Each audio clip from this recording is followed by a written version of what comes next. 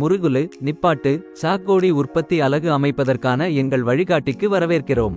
இந்த வீடியோவில் தேவையான ஆரம்ப முதலீட்டை 2 பிரிவுகளாக பிரிப்போம். நிலையான மூலதனம் மற்றும் செயல்பாட்டு மூலதனம்.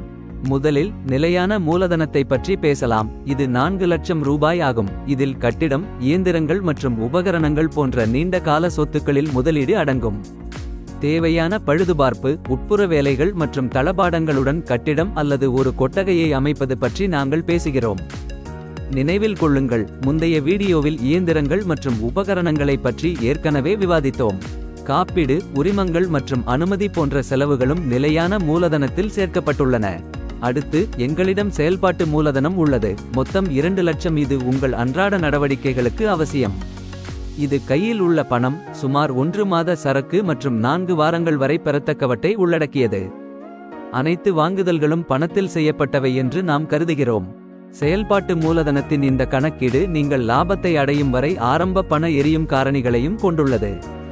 எங்கள் வரவிருக்கும் வீடியோவுக்காக காத்திருங்கள். அங்கு லாபத்தை விரைவாக அடைய தொடக்க செலவுகளை குறைப்பதற்கான உதவிக்குறிப்புகளை பகிர்ந்து கொள்வோம். எனவே உங்கள் முருகுலு, நிப்பாட்டு, சாக்கோடி உற்பத்தி பிரிவின் மொத்த மூலதன முதலீடு 6 லட்சம் ரூபாய் ஆகும். இது உங்கள் வணிகத்திற்கான தெளிவான நிதி வரைபடத்தை உங்களுக்கு வழங்குகிறது.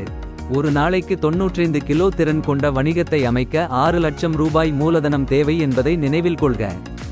இந்த மூலதனத்தை எங்கிருந்து பெறுவது என்பதை புரிந்துகொள்வது உங்களுக்கு எவ்வளவு தேவை என்பதை அறிவது போலவே முக்கியமானது.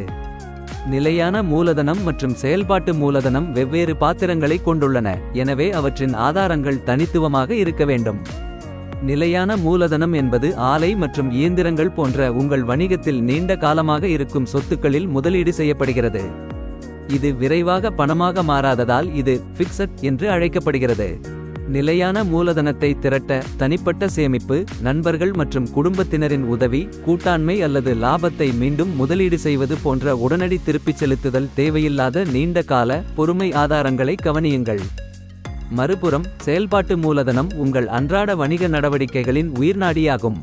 மூலப்பொருட்களை வாங்குவதற்கும் செயல்பாட்டு செலவுகளை ஈடுகட்டுவதற்கும் நீங்கள் இதை பயன்படுத்துகிறீர்கள். இது வேலை செய்யும் மூலதனம் என்று அழைக்கப்படுகிறது, ஏனெனில் இது உங்கள் விற்பனை சுழற்சியுடன் தொடர்ந்து நகர்கிறது. இது 1 வாரம் முதல் 3 மாதங்கள் வரை இருக்கலாம். இதற்கு பொருத்தமான ஆதாரங்கள் குறுகிய காலத்திலிருந்து நடுத்தர காலத்திற்கு இருக்கலாம். ஒருவேளை நிலையான திருப்பிச் செலுத்துதல்களை உள்ளடக்கியிருக்கலாம். விருப்பங்களில் சமூக நிறுவன கடன்கள் அல்லது ஓவர் டிராஃப்ட் மற்றும் குறைந்த வட்டி விகிதத்தில் வங்கிகளிடமிருந்து ரொக்க கடன் வசதிகள் அடங்கும். இந்த நிதி திட்டமிடல் மூலோபாயத்தின் மூலம் ஒரு வெற்றிகரமான சக்னா உற்பத்தி பிரிவை நிறுவுவதற்கான உங்கள் பாதையில் நீங்கள் நன்றாக இருக்கிறீர்கள். இந்த வீடியோவை பார்த்ததற்கு நன்றி. விரும்பவும், பகிர்ந்து கொள்ளவும், வியாபார் கோச் சேனலுக்கு குழு சேரவும்.